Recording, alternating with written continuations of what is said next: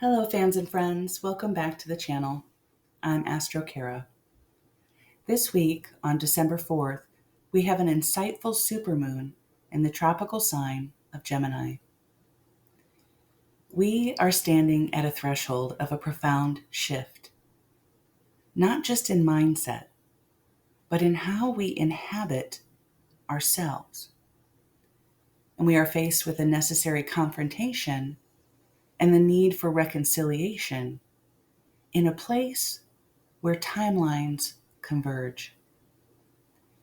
This is a cycle of perception, of awakening, of stepping out of an old story and into lived truth, where we are learning to see ourselves from a new perspective. When was the last time you thought to yourself, I must be living in the wrong world? Almost like feeling alien in your own life. In this video, I'm going to be discussing the Mutable Cross, the Grand Water Trine, and the potential for evolutionary growth within these energies. And of course, I'll be bringing in a popular movie to provide a connecting story. So follow me along a few different trains of thought until I get to the end, where it will all come together. We have the Sun in Sagittarius, opposing the Moon in Gemini. And this axis is squaring the axis of the lunar nodes in Virgo and Pisces. This aspect creates the Mutable Cross and contains 4 square aspects. Dane Rujar was a pioneer of modern transpersonal astrology, and his work heavily influenced the paradigm of astrology that I practice, called evolutionary astrology. Rujar coined the terms crisis in action and crisis in consciousness in reference to these squares. And if you've been following me for a while, you've heard me use those terms before, because they are a significant part of the interpretation within my style of astrology. Have you heard the term cognitive dissonance? Social psychologist Leon Festinger brought us this term, and it describes the mental tension that arises when a person holds 2 or more conflicting beliefs, perceptions, or behaviors at the same time. And because humans seek internal consistency, this tension motivates us to resolve the conflict. And this often comes through reframing our beliefs, rationalizing our behavior, or shifting our perception. In evolutionary astrology, the Mutable Cross is the cross of adaptation, learning, meaning making, and perspective shifting. It deals with how consciousness evolves by taking in information, organizing and interpreting it, and ultimately integrating it into our larger worldview. And these axes define crises that are resolved through mental or spiritual adaptation. So let's take a closer look at the mutable signs. Gemini gathers information, and its challenge is often too many facts, contradictory opinions, and it has a difficulty forming a unified perspective. So the dissonance shows up as anxiety over inconsistencies and jumping between viewpoints without a real synthesis. So our growth task in Gemini is to distinguish, compare, and hold multiple truths lightly. When you're flooded with conflicting truths, which part of you is quietly asking to be heard beneath all the noise? Virgo sorts, analyzes, and tests. Its dissonance arises from facts that don't align neatly, or when real-world results contradict our assumptions. Flaws, then, are often perceived in ourselves or within our logic. Our growth task within Virgo is to redefine perception without falling into patterns of self-criticism or rigidity. When your careful analysis turns into self-critique, can you name the tender place within you that's simply longing to feel enough? Sagittarius builds meaning and belief systems. Dissonance here appears when new experience contradicts existing beliefs, moral frameworks are challenged, and truth becomes bigger than previously understood dogma. The growth task in Sagittarius is to update our belief systems and perspectives as our understanding expands. When life asks you to release a belief you've built your identity around, what fear or hope arises first in the empty space that it leaves behind? Pisces holds the symbolic, the intuitive, and transcendent. Its dissonance comes from existential contradictions. It's the tension between what are illusions and what is real.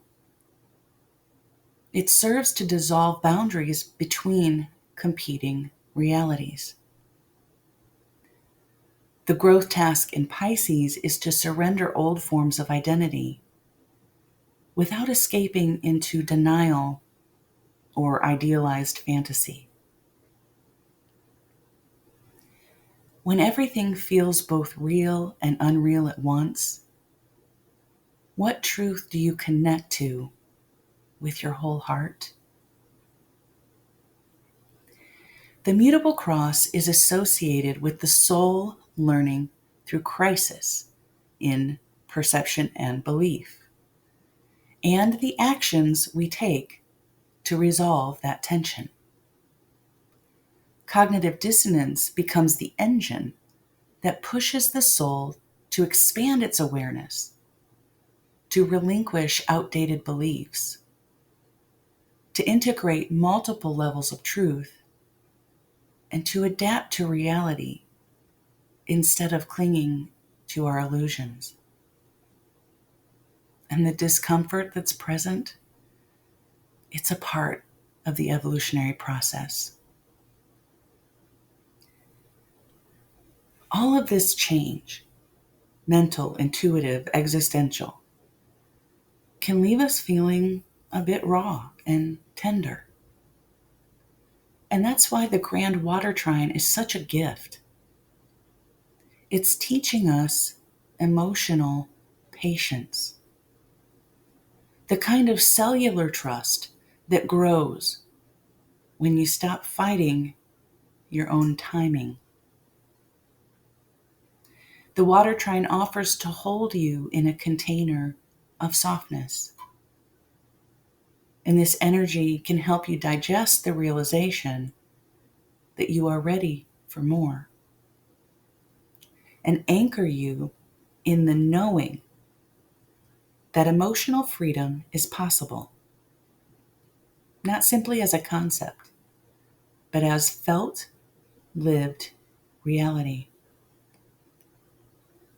Saturn in Pisces becomes the anchor of the trine because it's teaching this sacred patience.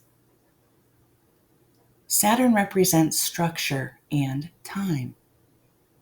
Pisces represents disillusion and surrender. And together they teach us to sit with our heavier emotions rather than to seek to escape from them. to allow feelings to arise without immediately interpreting or fixing them. It helps us develop boundaries around our empathy so that we aren't absorbing everything in our environments. And it helps to build spiritual endurance. This is patience born from trust. The ability to stay present with yourself even when nothing is clear yet. Because when you stop trying to rush your evolution, you begin to hear your soul speak. I've been talking a lot about this idea of trusting yourself, and it was the focus of our last lunar cycle. So I encourage you to go back and listen to those videos. I'll link them in the description.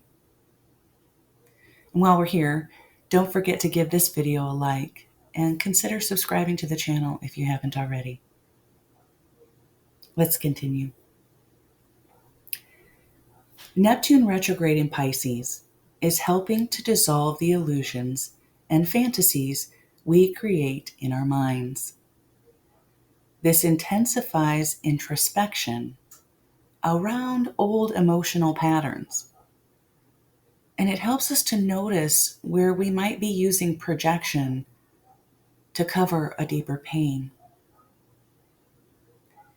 It can also bring clarity that is gained through quiet reflection rather than forced action.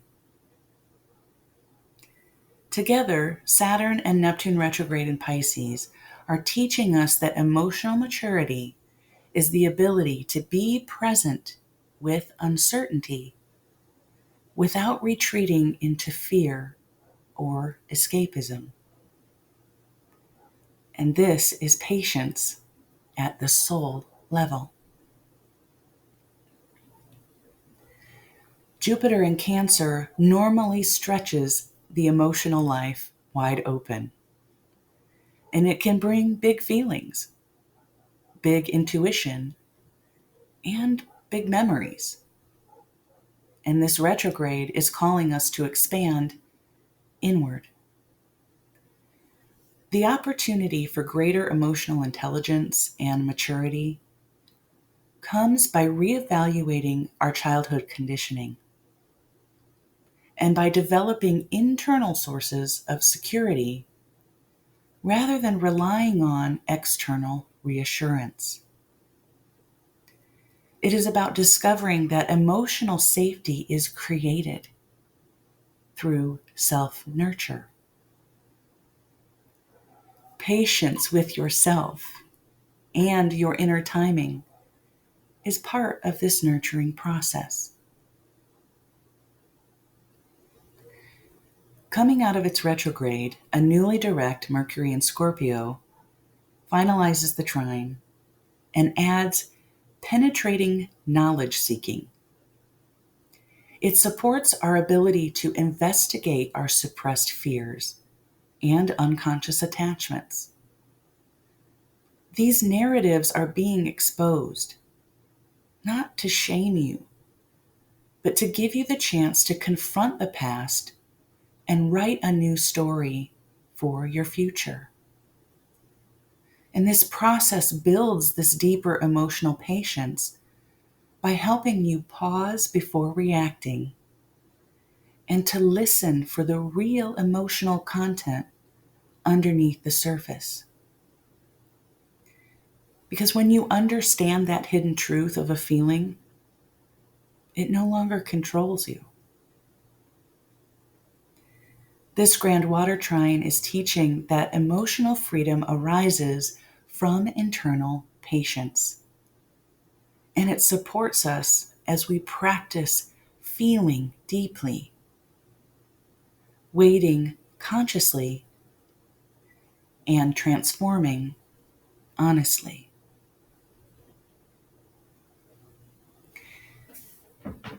So I recently rewatched one of my favorite movies because there's a new one premiering soon. It's the movie Avatar from 2009. And here we go into the world of Pandora, and we learn about the indigenous people called the Na'vi. And while I was watching, I couldn't help but feel the archetypes of this full moon through the themes of the story, and more specifically, the character arc of the protagonist, Jake Sully. So if you haven't watched it, I highly encourage you to do so, especially if you appreciate allegories the way I do. And I could talk for a while about the themes, but I'll try to limit myself here. We start out by learning that Jake is a former Marine who lost the ability to use his legs in the line of duty. And at the beginning of the film, he seems a bit lost and maybe even a little hopeless. And through a series of unfortunate events, he's offered a position as an avatar driver on a hostile remote world. An avatar is essentially human consciousness that is transferred into a hybrid body that they've grown from native and human DNA. Jake then is tasked with learning the ways of the Na'vi, or the people, to gain their trust in order to negotiate their relocation. Because the company he's working for is highly invested in exploiting the natural resources of the indigenous people. But that's a story for another time. The traditional greeting between the Na'vi is to say, "I see you." And this phrase is much deeper than the idea of just being noticed or simply being visualized by someone else. It implies being seen for who you truly are. And it carries the understanding of the interconnectedness between individuals. And we see this level of honesty and transparency in living in the communal way that they do.